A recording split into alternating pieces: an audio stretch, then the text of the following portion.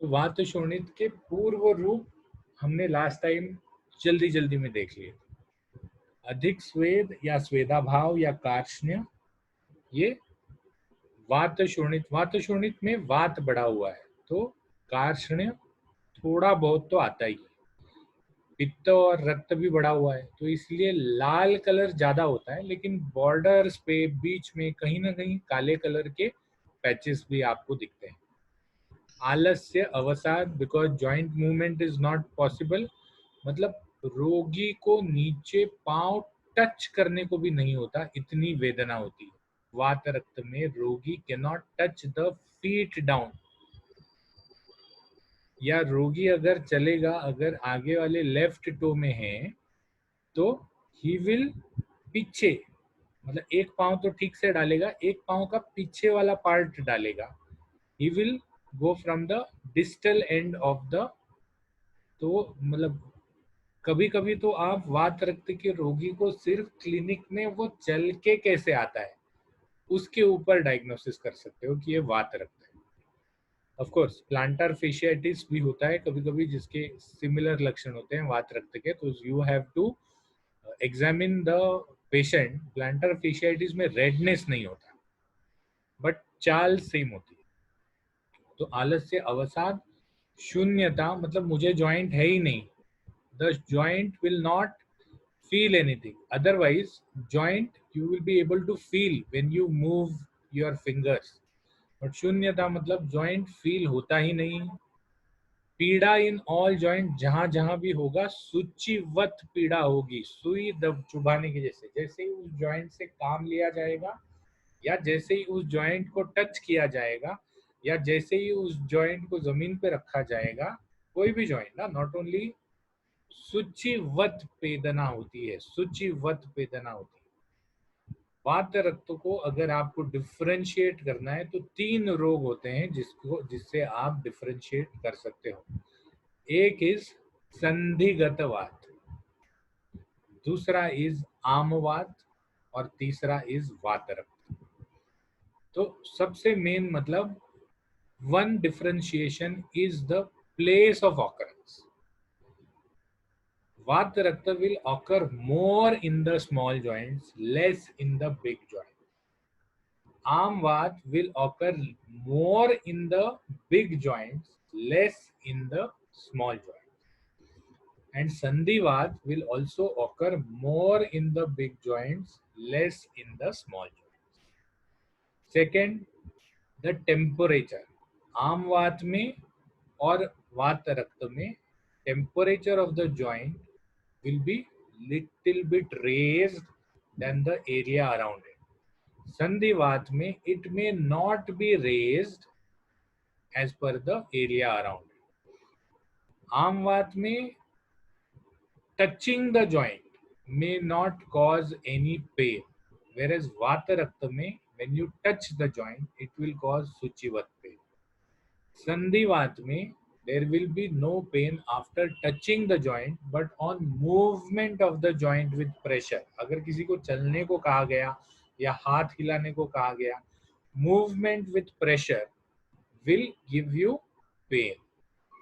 सबसे important point ये है कि आमवात और वात रक्त में सूचीवत वेदना होती है, सुई चुभाने जैसी वेदना, whereas संधिवात में सूचीवत वेदना नहीं होती. So this of course you will get to understand. I can teach you, but unless and until you see 10 patients, you will not be able to understand the difference between Amvat and Vata. One more difference which I have seen is Amvat usually comes with ज्वर. आमवात चालू होने के पहले ज्वर आता है, वेरेज वात रक्त चालू होने के पहले या संधिवात चालू होने के पहले कोई ज्वर नहीं आता. तो यू कैन एलिसिट, आप पेशेंट से उसकी हिस्ट्री पूछ के भी, you can ask the history, examine the patient and check the patient, and you will come to know the differential diagnosis of three different diseases. Why the differential diagnosis is required? Because treatment of all these three diseases is different. अगर धातु क्षयजन्य संधिवात है तो आप महायोगराज गुगुल दोगे। अगर आम वात है तो आप शुंठी या सिंहनाद गुगुल या रासनादी ये सब दोगे। अगर वात रक्त है तो the best way to treat the patient is to first do a रक्तावसेचन। वहां से रक्त को निकाल देना is the best way to do a treatment. तो अलग अलग ट्रीटमेंट है, इसके लिए डिफरेंशियल डायग्नोसिस देना और डिफरेंशियल डायग्नोसिस होना जरूरी है। तो शून्यता हो गई, पीड़ा हो गई। भेदन और स्फुरण। भेदन मतलब अगर आप हाथ लगाओगे तो जॉइंट टूट, आपने जॉइंट को तोड़ दिया या you are trying to break the joint, इतना पेन हो जाएगा। स्फुरण मतलब ज्यादा सूज जाना। कंडू, विवर्णता और मंडल, रेड पैचेस आ जाते हैं, जैसे हमने अभी अभी इसमें देखा, पिक्चर में देखा। इसके दो प्रकार होते हैं, उत्तान और गंभीर। ध्यान रखिए, वात रक्त के वातज, पित्तज और कफज प्रकार नहीं होते। ठीक है, वाइवा में बहुत टाइम ये गूगली क्वेश्चन पूछा जाता है। पहले तो वो पूछेंगे कि चलो भाई श्वास के प्रकार बताओ, या वातज पित्तज वाले प्रकार पूछ लेंगे आपको, और फिर अचानक से उधर पूछ लेंगे या वात रक्त पूछ लेंगे। तो ये ध्यान में रखना जरूरी है कि किस किस व्याधि के भेद में वातज पित्तज और कफज नहीं होता। जैसे तृष्णा में कफज तृष्णा नहीं होता, तो ये ध्यान रखने का जरूरत है। किसी किसी ने वाइवा में बता दिया कि सर वातज पित्तज और कफज तृष्णा। कफज तृष्णा हो ही नहीं सकता, बिकॉज कफ शीत गुण वाला है, तो कफ बढ़ जाने की वजह से तृष्णा चली जाएगी। या तृष्णा में हम जितनी भी चीजें करते हैं वो कफ को बढ़ाने के करते हैं, तो कफज तृष्णा कैसे हो? आमज तृष्णा होती है। तो उसी प्रकार से वात रक्त के भी उत्तान और गंभीर ये दो प्रकार होते हैं। उसमें उत्तान प्रकार जो है ये त्वचा और मांस में आश्रित हो जाता है, जब मतलब the swelling is more in the त्वचा एंड माउस। तो उत्तान और गंभीर प्रकार में it is easily treatable because ऊपर ऊपर होता है, और गंभीर प्रकार में ज्यादा करके जब वात रक्त अलग अलग बड़े जॉइंट्स में होना चालू हो जाता है तब वो गंभीर प्रकार में चला जाता है। That is my experience. इसमें रस रक्त मांस मेद, रक्त तो होता ही है, तो रस मांस मेदा आदि धातु में जब वात रक्त आश्रित हो जाता है तब उसको गंभीर प्रकार बोला जाता है। गंभीर प्रकार ये असाध्य या याप्य होता है। अब चलेंगे दोष के भेद से लक्षण। जैसे वातज, पित्तज और कफज, मतलब वात की वृद्धि जो है या पित्त की वृद्धि जो है या कफ की वृद्धि जो है अगर वात रक्त में, तो ये प्रकार नहीं है, ये दोष कौन सा बढ़ गया है उसके हिसाब से क्या क्या लक्षण होते हैं। तो अगर वातज प्रकार है या वात दोष ज्यादा बढ़ गया है तो सिरा आयाम होता है, स्फुरण होता है, तोद होता है, शूल होता है, श्याव और कृष्ण वर्ण का शोथ होता है। सिरा आयाम मतलब सिराएं फूल जाती है, सिराएं दिखना चालू हो जाती है। शूल एवरीबडी नोज पेन। स्फुरण एवरीबडी नोज बढ़ जाता है, स्वेलिंग। तोद मतलब टूटने जैसी वेदना। श्याव तथा कृष्ण वर्ण का शोथ। तो देर माइट बी कि सिर्फ वातज, वातज मतलब वात के प्रकोप से हुआ वात रक्त भी उसमें त्वचा रुक्ष हो जाती है। जैसे ही आप त्वचा को हाथ लगाओगे रूखापन लगेगा, और शोथ जो है वो श्याव तथा कृष्ण का लगेगा। वात वात की वृद्धि से होने वाले वात रक्त में डिसफंक्शन ऑफ जॉइंट्स होने के चांसेस बढ़ जाते हैं। Dysfunction of joints, I would like to show you a picture here. 1 minute.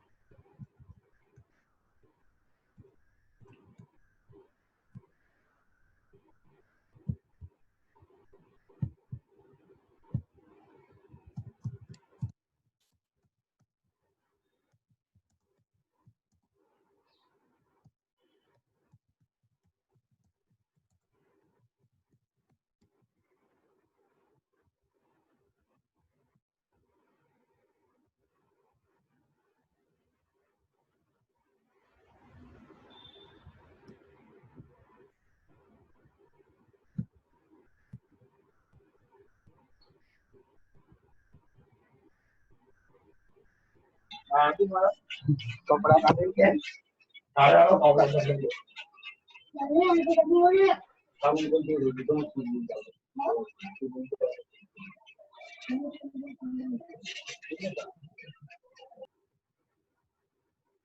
here is how you will see. अगर हाथ में हो तो here is how you will see the joints, they will start inflamed, और फिर ऊपर वाला joint जो है वो कर्व्ड होना चालू हो जाता है, मतलब उंगलियां जो है वो कर्व्ड होना चालू हो जाती हैं और वो कर्व्ड ही रहती हैं बाद में। दैट इज वाई अव्यायाम भी नहीं करना चाहिए, थोड़ा सा व्यायाम, मतलब अगर हाथ में है तो what we advise the patient is soft ball, वो स्माइली वाला सॉफ्ट बॉल आता है ना, वो स्माइली वाले सॉफ्ट बॉल से आप हाथ की उंगलियों में थोड़ा थोड़ा व्यायाम करते रहें। बिकॉज एक बार अगर वात रक्त का यूरिक एसिड डिपोजिशन हो जाता है और साइनोवियम फ्यूज हो जाता है तो the joint is not able to function, the joint is not able to function. I am not actually finding an image in which you have a curved joint. Curved joint.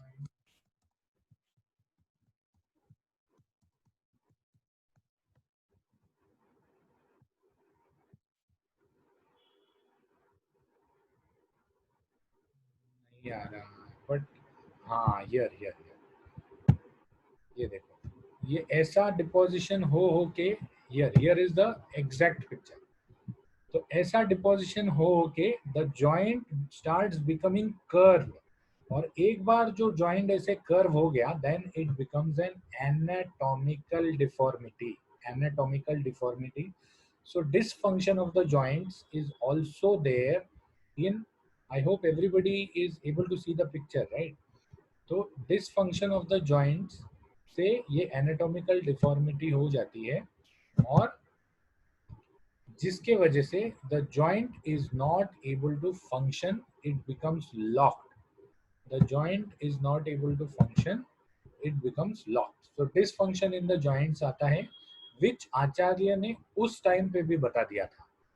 और वात का हमेशा एक ध्यान रखना, वात के जो सिम्टम्स होते हैं वातज व्याधि में या वात बढ़े हुए व्याधि में, ये राइज एंड फॉल होते हैं, राइज एंड फॉल, कोई दिन अच्छा लगेगा कोई दिन दर्द बढ़ जाएगा। तो जब वात बढ़ा हुआ है, ऐसा वात रक्त है, तो उसमें rise and fall in symptoms, and these symptoms are there in all types of diseases in which Vata has exceeded. The reason, because Vata is a force, Vata is not a substance, Vata is movement, Vata is a force.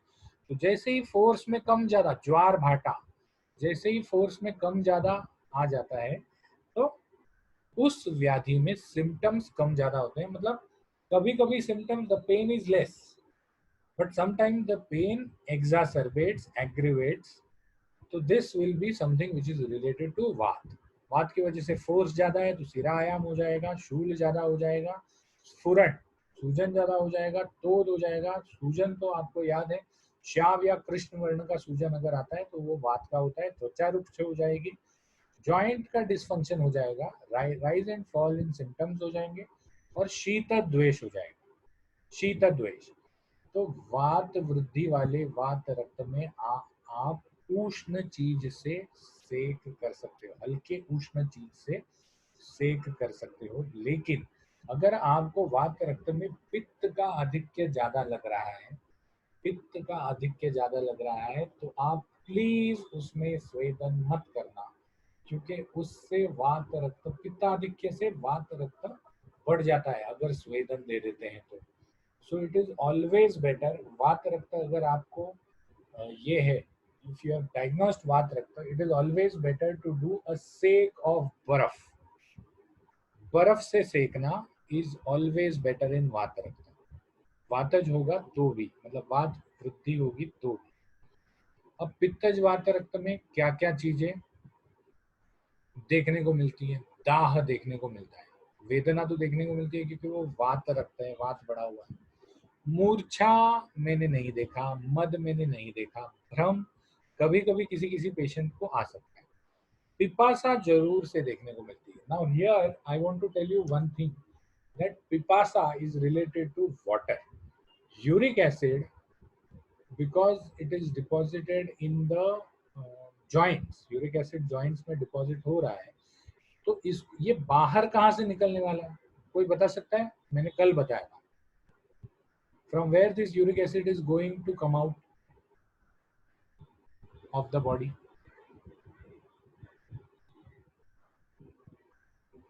अरे 47 लोग हैं, भूल गए सब? Blood कहाँ से? में blood में, लेकिन बॉडी के बाहर कहाँ से आ जाएगा? सर पसीने से। नहीं, किडनी से आएगा। Uric acid is very low secreted by पसीना, majority of the uric acid is secreted by the kidney. पसीने से आने वाला होता तो सेक देने को बोल के वहां पर स्वेदन करना ये कर देते।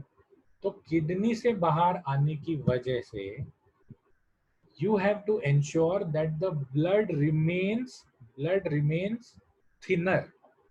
ब्लड में यूरिक एसिड ज्यादा से ज्यादा डिसॉल्व हो, इसका कोशिश करना चाहिए। तो वात रक्त के पेशेंट को बहुत मात्रा में पानी पीना चाहिए। जितना ज्यादा पेशाब करेगा उतने सिम्टम्स कम होंगे।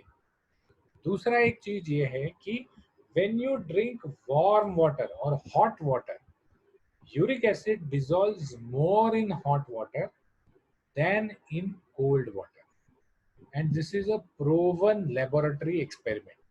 So it is always advised to drink warm water. जितना ज्यादा सेक भले आप ठंडे से करो, लेकिन जितना ज्यादा गर्म पानी पियोगे उतनी जल्दी सिम्टम्स कम हो जाएंगे। सेक जरूर गर्म से मत करना, ठंडे से सेक करना, लेकिन जितना ज्यादा गर्म पानी पियोगे उतनी जल्दी सिम्टम्स कम हो जाएंगे। तो विदाह, वेदना, मूर्छा, मद, भ्रम ये जनरलाइज्ड पित्त के हैं, लेकिन मैंने नहीं देखे कभी। पिपासा जरूर रहती है और इस आदमी को ज्यादा पानी पीने को बोलना ही चाहिए। शरीर ऊष्मा ज्यादा रहता है बिकॉज ब्लड सर्कुलेशन ज्यादा रहता है। लालिमा ज्यादा रहता है, रेडनेस, जो हमने अभी अभी देख लिया। और अंग शोष ज्यादा रहता है। This is also something which is not seen much, या you are not able to see it. उसके बाद कफ अगर बढ़ गया या वहां स्रोतोरोध हो गया तो स्थैमित्य, गौरव, स्नेह, सुप्ति और मंद वेदना होती है। वैसे वेरी रेयरली अ कफ वाला वात रक्त comes to you, mostly they are पित्तज वात रक्त। अगर 10 पेशेंट आपने वात रक्त के देखे तो उसमें से 7 पेशेंट आपको पित्तज वात रक्त के मिलेंगे, या जिसमें पित्त प्रकोपित हो गया है। 2 या 3 आपको वात के मिलेंगे। और ज्यादा करके वातज वात रक्त, रेपिटेटिव वात रक्त जो है, मतलब इस साल हो गया, अगले साल हो गया, उसके अगले साल हो गया, तो अगर रेपिटेटिव या फिर 7-8-10 दिन ठीक रहता है फिर से आ जाता है, तो अगर रेपिटेटिव वात रक्त है तो वो वात का प्रकोप का चांसेस ज्यादा है। If it is acute, it is more chance that it is a पित्तज वात रक्त। कफज वात रक्त इज स्थिर वात रक्त, मतलब कफ बढ़ गया है और मतलब जिसको अभी रेगुलरली वेदना चालू ही है, तो ऐसे पेशेंट में you can diagnose it as कफज वात रक्त। It is very difficult to diagnose कफज वात रक्त because patients are not so much available. अब इसके बाद रक्तज वात रक्त, ऐसे जिसमें रक्त बढ़ गया है। कंडू, क्लेद, शोथ, अधिक वेदना, आरक्त, स्निग्ध द्वेष।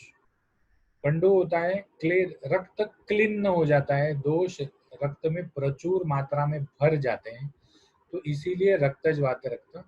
रक्तज वात रक्त में आरक्त वर्ण दिखता है। Most of the times you can diagnose वात रक्त बाय इट्स वर्ण। पित्तज में रेडनेस रहेगा, वेरेज रक्तज में आरक्त रहेगा, मतलब ब्राइट रेड, ठीक है। और रक्तज वात रक्त में स्निग्ध द्वेष होता है।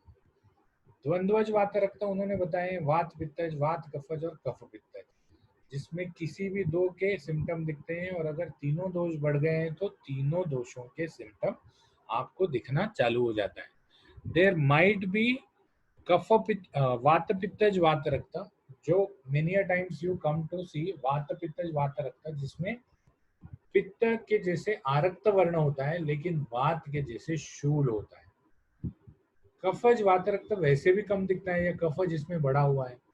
तो वात कफज वात रक्त में ज्यादा करके वात के ही सिम्टम्स दिखेंगे, but when you touch it you will not feel heat.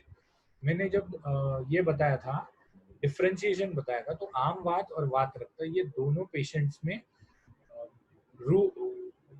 रूबर means heat at the site of inflammation is seen. But heat कैसे देखते हैं? सिर्फ हाथ लगा के देखना है, हाथ का पिछला पार्ट, तलवा नहीं, पिछला part, the back side of your hand जब आप लगाते हैं, जो आप फीवर देखने के लगाते हैं ना हाथ सर पे, तो वो साइड अगर आप लगाएंगे तो यू विल फील हीट। ये एरिया आजू बाजू के एरिया से ज्यादा गर्म है, ठीक है। तो ये you will see that. Now what we will do is we have 51 participants, so participants are more, तो first we will take attendance, और अटेंडेंस लेके आप यहाँ वापस आ सकते हो। तो अटेंडेंस का लिंक ये रहा आपके चैट बॉक्स में, झट से अटेंडेंस लेना। 51 अटेंडेंस आने तक मैं रुकूंगा, then I will come back. This is the joint. तो जलोका is most ideal in this treating this type of disease. मैं बीच में एक कैंप में गया था नासिक में, जहां पर वो आदमी जो है वो पंचकर्म चिकित्सा उस कैंप में बताता है उसके पेशेंट्स में। तो we have seen patients walking in with वात रक्त, and after half an hour of जलौकावचरण we have seen them walking out nicely. मतलब जो भी पेन वेन था ना, सब चला गया आधे घंटे में। हाँ, ये अलग बात है कि जैसे ही वापस सूजन आ जाएगी, पेन वापस आ जाएगा, but you can give immediate relief to the patient if you do a जलौकावचरण इन वात रक्त। एंड बिकॉज इट इज वात रक्त, भले वात बढ़ गया हो, वात वात के प्रकोप से होने वाले वात रक्त में भी आप रक्तावसेचन या जलोकावचरण से रिजल्ट दे सकते हो। The reason is this is a circle. वात प्रकोप से रक्त के मार्ग में अवरोध हो जाता है, और रक्त दूषित हो जाता है, और दूषित रक्त फिर वात के मार्ग में अवरोध कर देते हैं। तो इसीलिए दो जलोकावचरण वातज व्याधियों में ज्यादा काम नहीं करता, फिर भी वात रक्त में जलोकावचरण बहुत अच्छा काम करता है। अब इसके उपद्रव, मतलब ज्यादा समय तक अगर वात रक्त आपके शरीर में रह जाएगा तो क्या होगा? अनिद्रा, क्योंकि रात में कभी भी आप यहाँ से वहां होते हुए पोजीशन चेंज कर लेते हो, तो तुरंत उस सूजन वाले जगह पर सुई चुभने जैसी वेदना होती है, पेन होता है, और निद्रा भंग हो जाती है। तो इसीलिए अनिद्रा ये एक उपद्रव है। अरुचि, कुछ कोई चीज, मुझे अगर फुल टाइम पेन चालू है, मैं एक जगह पर बैठा हुआ हूँ, I am not able to move, संडास टॉयलेट नहीं जा सकता, बाथरूम नहीं जा सकता, नहाने के लिए किसी के सहारे का जरूरत पड़ता है, तो मुझे खाने पीने में रुचि नहीं होगी। श्वास एज अ सिम्टम मैंने कभी नहीं देखा, लेकिन koth as a symptom in severe cases, या इनमें जब जीर्ण हो जाता है व्याधि, जीर्ण हो जाता है मतलब जब व्याधि बहुत समय तक रुक जाता है, तब जरूर कोथ एज अ सिम्टम। कोथ मतलब नेक्रोसिस, द जॉइंट नेक्रोसिस। उसके बाद शिरोग्रह मतलब दर्द, सरदर्द। मद मैंने नहीं देखा कभी, वेदना तो होती ही है, पिपासा भी होती ही है। ज्वर जरूर होता है, लेकिन it may not be at the start. पित्त प्रकोप में ज्यादा हो सकता है। मोह हिक्का, विसर्प, विसर्प भी नहीं देखा कभी, मोह हिक्का भी नहीं देखा। पाक, पाक इज रेडनेस, कभी कभी उसमें इन्फेक्शन हो सकता है। तो जो टूटने जैसी वेदना होती है। अपरिश्रम मतलब बिल्कुल भी परिश्रम करने की इच्छा नहीं होती। और deformity in the fingers, Ayurveda का सबसे बुरा, मतलब वाई आयुर्वेद इज बैड नहीं बोल सकते, लेकिन आयुर्वेद को बुरे दिन क्यों है? बिकॉज जब वात रक्त शुरुआत में पैदा होता है या शुरुआत में पेशेंट की बॉडी में आता है, तब डिफॉर्मिटी नहीं होती, लेकिन जैसे जैसे वो स्थिर होते जाता है, रिपीट होते जाता है, वैसे डिफॉर्मिटी बढ़ जाती है. Most of the people will go to allopathy first in Vata Rakta, and they will get treated by only painkillers and anti-inflammatory. The root cause of the disease, that is uric acid deposition, is not targeted. They are targeted in a wrong way by giving Xyloric. यही अगर patient initial stages में आयुर्वेद के पास आए, तो we have beautiful treatments and we can guide him to do और stop hetu sevan. हेतु सेवन जो है वो स्टॉप करने के लिए गाइड कर सकते हैं और ट्रीटमेंट दे सकते हैं, जिससे ये डिफॉर्मिटी आगे जाके नहीं हो. Many a times patient comes to us in cases of deformity which is an anatomical change in the joint, और तब हम कुछ नहीं कर सकते. We cannot change this deformity in the fingers. अब चिकित्सा सूत्र. चिकित्सा सूत्र में 1 मिनट और 40 सेकेंड्स बच गए हैं, तो चिकित्सा सूत्र हम ज़्यादा फास्ट नहीं करेंगे. जितना हो सकता है we will do, otherwise we will complete in the next chapter before we start Siddhisthana. तो चिकित्सा सूत्र में सबसे मेन बताया है रक्त मोक्षण. रक्त मोक्षण कैसे करते हैं? श्रृंग मतलब सींग से एक जगह होल मार के दूसरी जगह रख के. लेकिन यहाँ आप गाय का सींग या बड़े गाय का सींग यूज नहीं कर सकते. अगर आपको सींग यूज करना ही है तो you have to use a shring of bakri, छोटा श्रृंग. वैसे श्रृंग को यूज करने की जरूरत है नहीं, because you have nice cups which have come out. Chinese है but nice cups which have come out in the market, तो श्रृंग से कर सकते हैं. जलोका is the best thing to do, because जलोका नॉट ओनली सूजन बट ऑल्सो पेन कम करती है एंड पित्त को कम करती है. तुम भी यूज नहीं करते आज की तारीख में. प्राच्छन मतलब छेदा मारना, वहां पर सिर्फ अगर मीटिंग डिस्कनेक्ट हो जाए तो वापस मत आना, ठीक है. प्राच्छन और सिरावेद. तो रक्त मोक्षण जैसे मैंने बताया, that is the major part to be done in Panchakarma. Major part to be done in Panchakarma. So we will end the meeting here and we will meet next time. Start with Chikitsa Sutra and then go with Siddhisthan. Bye bye.